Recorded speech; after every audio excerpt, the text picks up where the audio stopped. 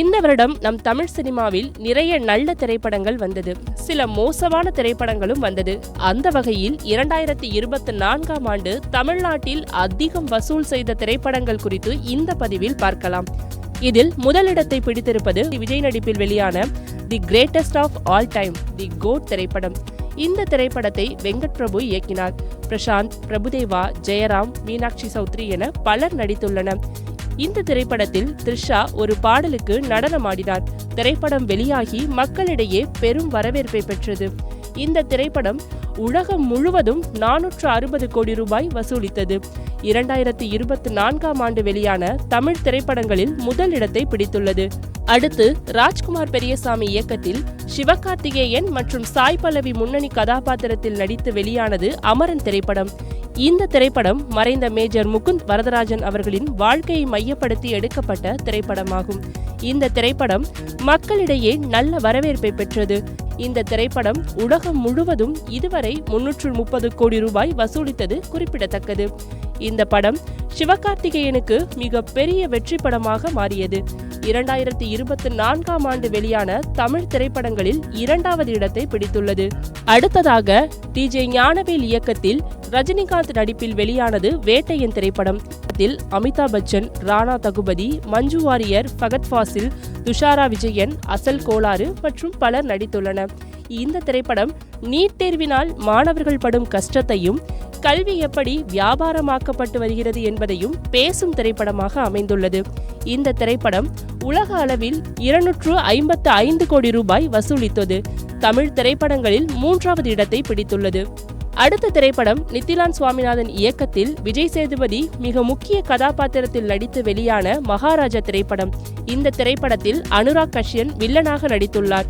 இந்த திரைப்படம் OTTயில் வெளியான பிறகு உலகம் முழுக்க உள்ள மக்களால் அங்கீகாரம் கிடைத்தது. இதனைத் தொடர்ந்து சமீபத்தில் படக்குழு மகாராஜா திரைப்படத்தை சீன மொழியில் மொழிபெயர்த்து சீனாவில் வெளியிட்டனர். தற்போது இந்த திரைப்படம் சீனாவில் 100 கோடி ரூபாய்க்கு மேல் வசூலித்து வெற்றி நடை போடுகிறது.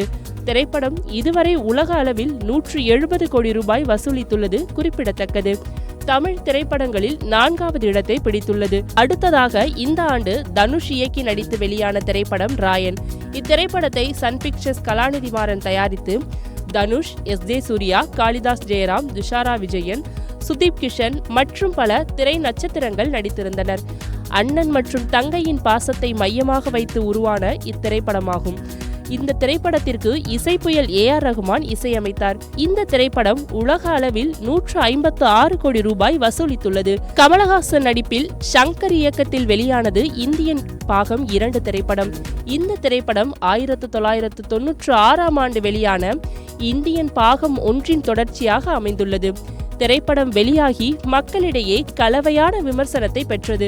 இத்திரைப்படத்தில் சித்தார்த், ரகுல் பிரீத் சிங், பிரியா பவானி சங்கர், ஜெகன், சமுத்திரகனி மற்றும் பலர் நடித்த இத்திரைப்படம் உலக அளவில் இதுவரை 150 கோடி ரூபாய் வசூலித்துள்ளது. தமிழ் திரைப்படங்களில் 6வது இடத்தை பிடித்துள்ளது. சூர்யா மற்றும் திஷா பதானி முன்னணி கதாபாத்திரத்தில் நடித்து சிறுத்தை சிவா இயக்கத்தில் வெளியானது கங்குவா திரைப்படம். இந்த திரைப்படத்தை ஸ்டுடியோ கிரீம்ஸ் நிறுவனம் தயாரித்தது. திரைப்படம் எதிர்பார்த்த அளவு மக்களிடையே வரவேற்பை பெறவில்லை. ரசிகர்களின் எதிர்பார்ப்பையும் இந்த படம் பூர்த்தி செய்யாததால் கலவையான விமர்சனத்தை பெற்றது.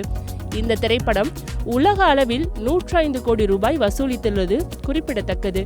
தமிழ் திரைப்படங்களில் 7வது இடத்தை பிடித்துள்ளது. அடுத்ததாக சுந்தர் சி இயக்கி நடித்து வெளியானது அரண்மனை 4 திரைப்படம். இத்திரைப்படத்தின் தமன்னா மற்றும் ராஷி கண்ணா முக்கிய கதாபாத்திரத்தில் நடித்துள்ளார். இப்படம் மக்களிடையே மிக பெரிய வரவேற்பை பெற்ற நிலையில் 100 கோடி ரூபாய் வசூலித்துள்ளது. தமிழ் திரைப்படங்களில் 8வது இடத்தையும் பிடித்துள்ளது. அடுத்ததாக R. ரவிக்குமார் இயக்கத்தில் சிவகார்த்திகேயன் நடிப்பில் கடந்த ஜனவரி மாதம் 12ஆம் தேதி வெளியானது ரகுல் பிரீத் சிங் இந்த திரைப்படத்தில் கதாநாயகியாக நடித்திருந்தார். திரைப்படம் உலக அளவில் 81 கோடி ரூபாய் வசூலித்துள்ளது. தமிழ் திரைப்படங்களில் 9வது இடத்தை பிடித்துள்ளது.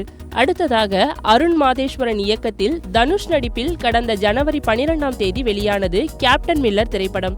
இந்த திரைப்படத்தில் அதித்தி பாலன் மற்றும் சிவராஜ்குமார் முக்கிய கதாபாத்திரத்தில் நடித்திருந்தனர். இந்த திரைப்படம் உலக அளவில் 78 கோடி ரூபாய் வசூலித்துள்ளது.